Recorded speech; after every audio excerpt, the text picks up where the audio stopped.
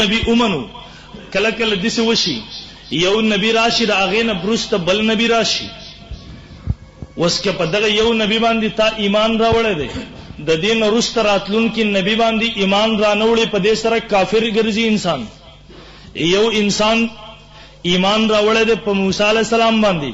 د دین پس عیسی علی السلام راغله دی که په عیسی علیه السلام باندې ایمان را نوړو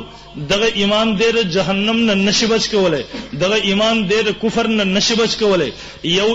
انسان په عیسی علیه السلام باندې ایمان راوړی دی د عیسی علیه السلام پورې چې محمد رسول الله دنیا ته نو راغله په عیسی علیه السلام باندې دغه ایمان دیر کفر نه بچ کو دغه ایمان دیر جهنم د اور نه بچ کو. خو چې کله محمد رسول الله صلی الله علیه وسلم دنیا ته تشریف راوړو دا انسان وایي زه په عیسی علیه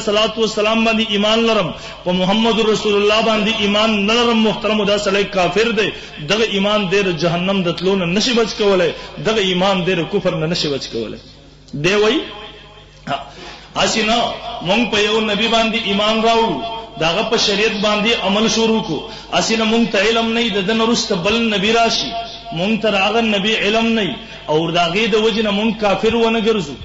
مونږ ایمان نه راوړی د دې د وجنه مونږ کافر ونه ګرځو. دی وایي دنیا کې کم یو نبی دسی تیر شوی دی چې هغه دا دعوه کړی دی چې زه آخري نبی یم. دنیا کې کم یو نبی دسی تیر شوی دی چې هغه دا دعوه کړی چې زه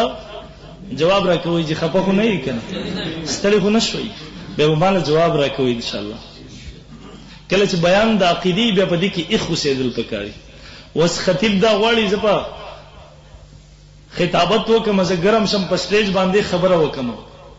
خدا دا چې کله بیان د عقیدې هغه کې بیا داسې نه کیږي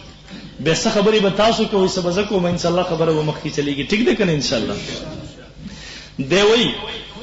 دنیا کې کم یو نبی دسی دی چې هغه دا دعوه کړل چې زه آخري نبی یم.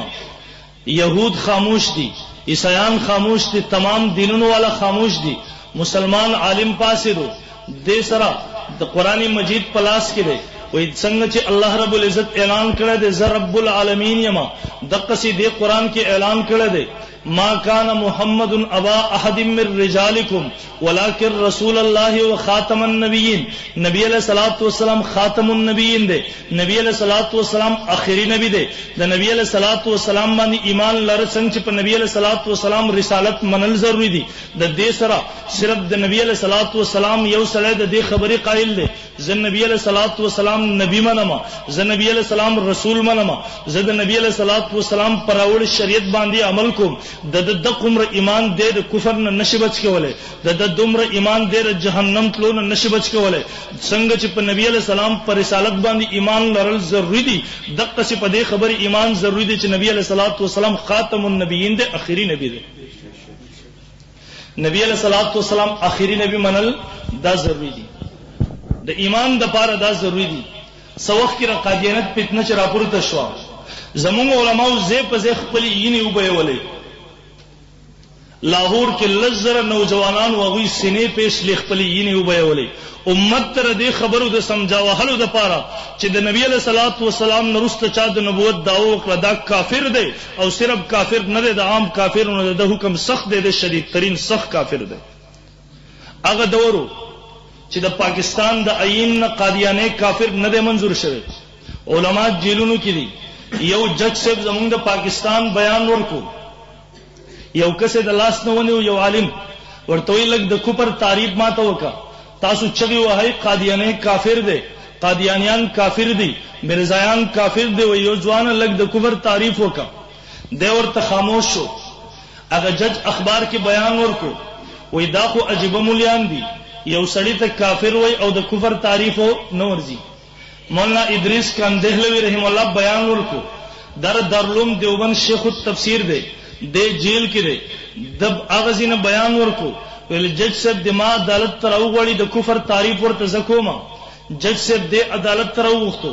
د جج صاحب اشکال داو چې مرزا غلام احمد قادیانی ملعون د دې خب اغستاو سره نبی علیہ السلام نبی منی اغستاو سره محمد رسول الله محمد الله رسول منی هغه د نبی علیہ السلام پراوړ شریعت باندې د ایمان لرلو دعوه لري اگر چې دا دعوه غلطه ده